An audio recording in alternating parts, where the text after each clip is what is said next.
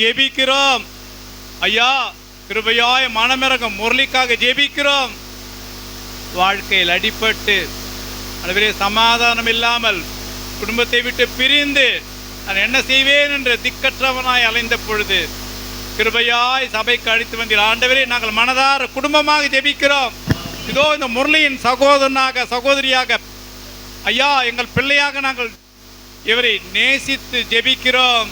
மனமிறங்கும் முரளியின் ஆமீன். இருதயத்தில் நீர் இன்று வருவதற்காக ஸ்தோத்திரம் ஐயா. முரளி கூட ராஜா என்னை விசாரிக்க ஒரு தேவன் இருக்கிறார்.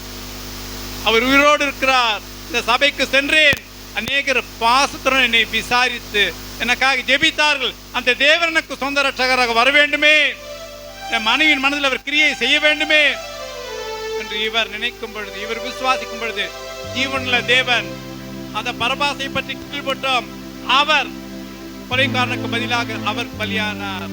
ரத்தத்தினாலே மீட்கப்படும் உணர்ந்து ராஜா முரளியை தொடும் சாமி. அப்பா முரளிக்கு சமாதான நிறைவாய் தந்துடும் அப்பா.